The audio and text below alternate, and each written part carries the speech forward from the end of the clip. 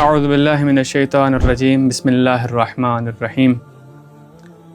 محترم و معظم ناظرین و سامعین، السلام علیکم ورحمۃ اللہ وبرکاتہ۔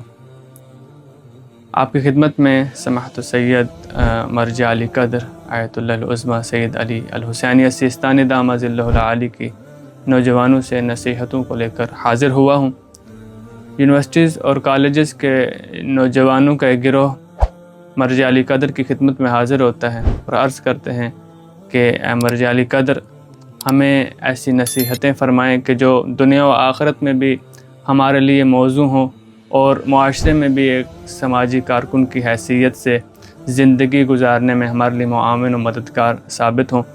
مرجع علی قدر جوانوں سے مخاطب ہوئے اور ارشاد فرمایا کہ اے میرے جوانوں، میں تمہیں ایسی نصیحتیں کرتا ہوں کہ جو آسمانی کتابوں کا خلاصہ ہوں گی اور انبیاء و حکماء اور میری زندگی کے تجربات کا محصل ہوں گی۔ سید فرماتے ہیں کہ اے جوانوں،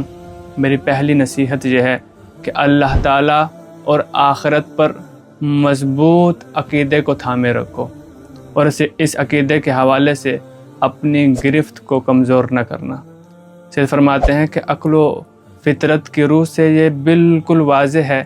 کہ یہ کائنات ایک عظیم خالق کی قدرت کا شاہکار ہے، اور اس خدا نے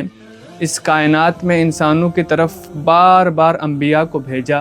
تاکہ وہ انسانوں کو یاد دلائیں کہ یہ دنیا آزمائش کا میدان ہے، اور یہاں پر دیکھا یہ جاتا ہے کہ سب سے بہتر عمل کس کا ہے۔ سید فرماتے ہیں کہ اے جوانوں، یاد رکھنا کہ خدا اور آخرت پر جو ایمان ہے یہ تم سے کمزور نہیں ہونے پائے، کہ جس کی زندگی سے یہ ایمان ختم ہو جاتا ہے اس کی زندگی کا مقصد اور معنی ہی مٹ جاتا ہے۔ فرمایا کہ اس عقیدے کو اپنی زندگی میں اس طرح لاگو کرو کہ وقت گزرنے کے ساتھ ساتھ یہ عقیدہ مزید مضبوط اور گہرا ہوتا چلا جائے۔ لہٰذا یہ عقیدہ اس قدر مضبوط ہو کہ وقت گزرنے کے ساتھ ساتھ اس میں مزید گہرائی اور یقین اور بصیرت میں اضافہ ہونا چاہیے۔ گویا یہ اس طرح ہی ہے کہ جس طرح ایک شخص ساری رات سفر کرتا ہے اور صبح اپنی منزل تک پہنچ جاتا ہے تو وہ اپنی محنت کا پھل پاتا ہے۔ ایمان بھی یوں ہی ہے کہ جب آپ کا ایمان پر یقین اور اعتقاد مضبوط ہوتا ہے تو گویا آپ اپنے ہدف یعنی معرفت الہی کی جانب بڑھ جاتے ہیں، اس کے قریب ہو جاتے ہیں۔ خبردار ہے جوانوں کہ اس عقیدے کو اگر کسی زندگی کے کسی موڑ پر اے جوانوں آپ کا عقیدہ کمزور ہو جائے اور آپ سے ایسی حرکات سکنات سرزد ہوں کہ جو دین کے جوہر کے مقابلے میں ہوں، یعنی عبادات میں سستی ہو یا گناہوں کی رغبت ہو، تو کبھی بھی خداوند عالم سے اپنے رشتے کو منقطع نہ کرنا، اس لیے کہ اگر طاقت کے زعم میں، اپنی صحت کے زعم میں آپ نے خدا کو فراموش کر دیا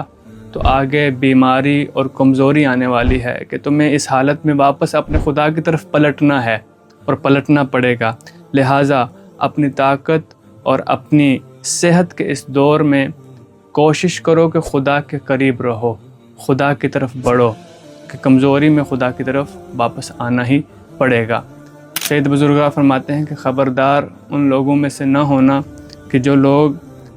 اعتقادات کو، عقائد کو اور اسلام کے بنیادی اصولوں کو کمزور کرتے ہیں، ان میں شک و شبہ ڈالتے ہیں،